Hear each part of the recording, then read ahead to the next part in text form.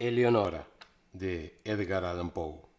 Vengo de una raza notable por la fuerza de la imaginación y el ardor de las pasiones. Los hombres me han llamado loco, pero todavía no se ha resuelto la cuestión de si la locura es o no la forma más elevada de las inteligencias.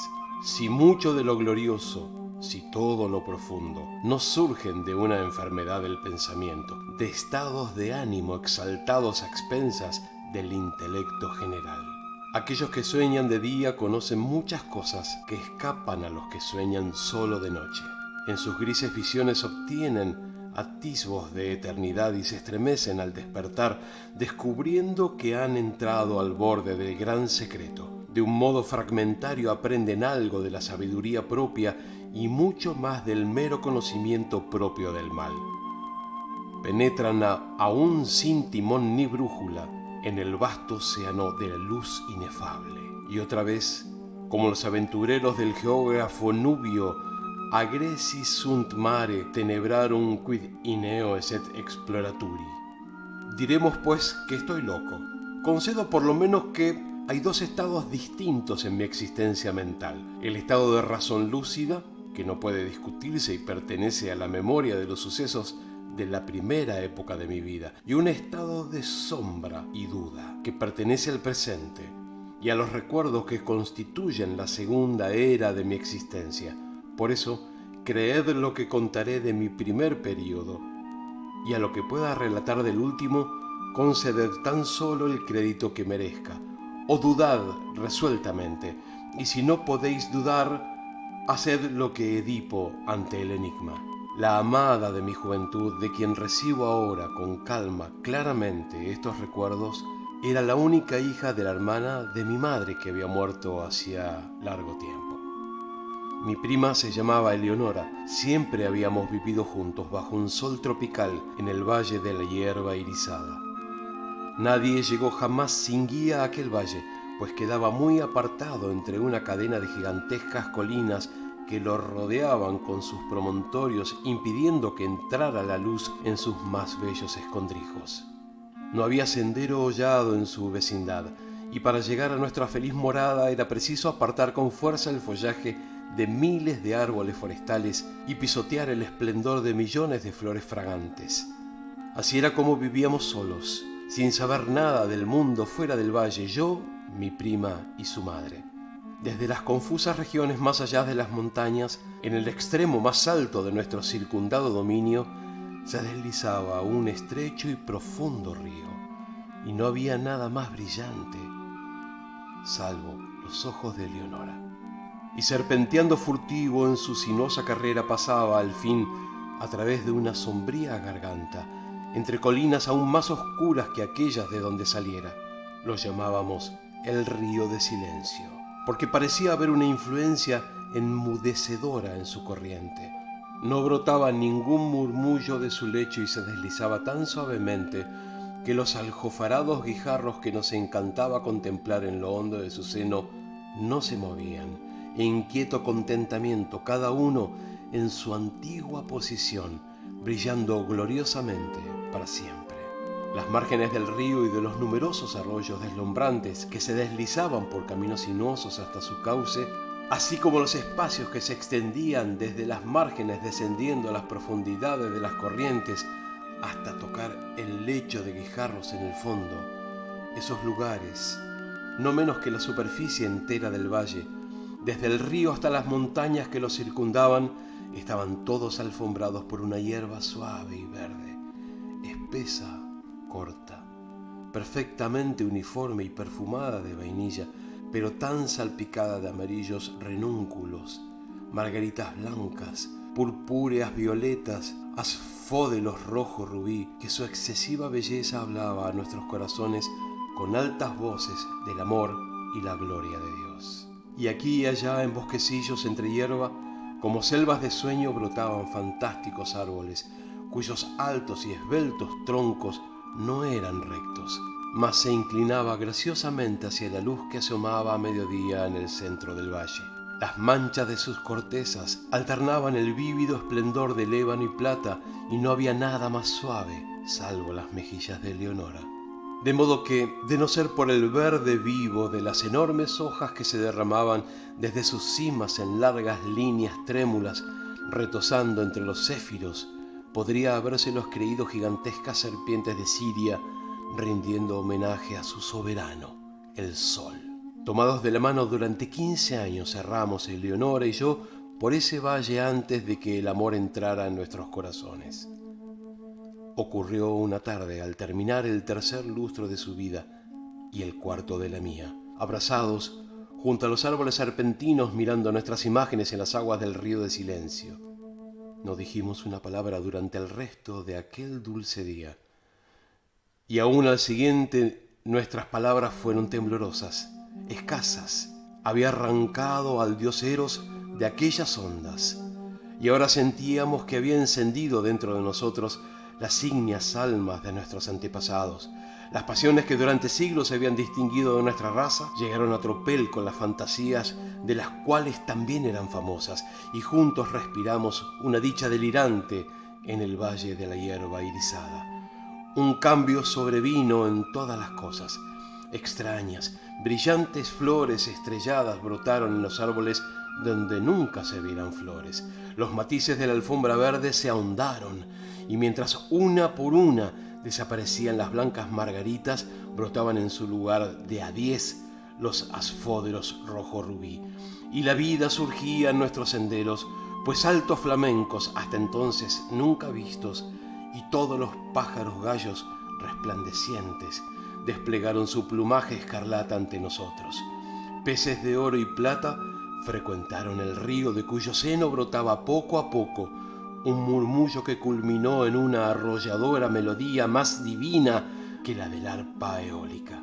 Y no había nada más dulce salvo la voz de Eleonora. Y una nube voluminosa que había observado largo tiempo en las regiones del Éspero flotaba en su magnificencia de oro y carmesí, y difundiendo paz sobre nosotros descendía cada vez más, día a día, hasta que sus bordes descansaron en las cimas de las montañas, convirtiendo toda su oscuridad en esplendor y encerrándonos como para siempre en una mágica casa-prisión de grandeza y de gloria. La belleza de Eleonora era la de los serafines, pero era una doncella natural e inocente, como la breve vida que había llevado entre las flores. Ningún artificio disimulaba el fervoroso amor que animaba su corazón y examinaba conmigo los escondrijos más recónditos mientras caminábamos juntos por el valle de la hierba irisada y discurríamos sobre los grandes cambios que se habían producido en los últimos tiempos. Por fin, habiendo hablado un día entre lágrimas del último y triste camino que debe sufrir el hombre en adelante, se demoró Eleonora en este único tema doloroso, vinculándolo con todas nuestras conversaciones, así como en los cantos del bardo de Shiraz. Las mismas imágenes se encuentran una y otra vez en cada grandiosa variación de la frase. Vio el dedo de la muerte posado en su pecho y supo que, como la efímera, había sido creada perfecta en su hermosura solo para morir. Pero para ella los terrenos de tumba se reducían a una consideración que me reveló una tarde, a la hora del crepúsculo, a orillas del río de silencio. Le dolía pensar que una vez sepultada en el valle de la hierba irisada, yo abandonaría para siempre aquellos felices lugares, transfiriendo el amor entonces tan apasionadamente suyo a otra doncella del mundo exterior y cotidiano. Y entonces allí me arrojé precipitadamente a los pies de Eleonora y juré ante ella y ante el cielo que nunca me uniría en matrimonio con ninguna hija de la tierra, que en modo alguno me mostraría desleal a su querida memoria o a la memoria del abnegado cariño cuya bendición había yo recibido.